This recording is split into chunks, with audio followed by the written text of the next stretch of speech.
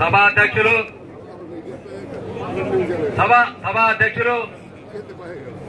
శంకర్ గారికి, రాష్ట్ర అధ్యక్షులు శంకర్రావు గారికి, ఇక్కడికి ఈ నలుమూలల నుండి వచ్చిన ప్రతి ఒక్కరికి ప్రత్యేకంగా పైన ఉన్న వారికి, కింద ఉన్న వారికి అందరికీ కూడా నా శిరస్సు ఉంచి మీకు అందరికీ కృతజ్ఞతలు తెలుపుకుంటున్నాను. ఈ రోజు మా చిరకాల మిత్రుడు కొట్టాల శ్రీరాములు గారు, అదే విధంగా పిసి గంగన్న గారు ఒక మాట చెప్పారు. ఖచ్చితంగా ఈ గడ్డ మీద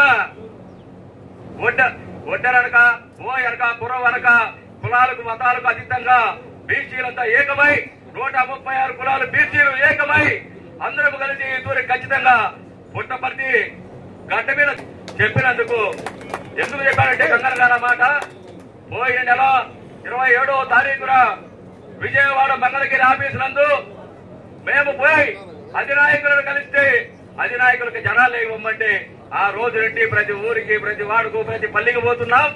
ఏ ఊరికి పోయినా, ఏ పల్లికి పోయినా మన బీసీ సోదరులతో పాటు ఎస్సీలు, ఎస్టీలు, బీసీలు, మైనార్టీలు ప్రతి ఒక్కరూ ఘన స్వాగతం పలుకుతూ పూలు తలుపుతూ తప్పట్లు కొడుతూ వస్తున్నారు. కాబట్టి డిఎస్పీ గారు చెప్పినట్లు ఏ నాయకుడైనా, ఎవరైనా, ఎక్కడైనా ఏ ప్రయత్నాలు చేసినా, కుతంత్రాలు చేసినా అవి ఎదురు సాగవు. ముందు నెల సంక్రాంతి పండుగ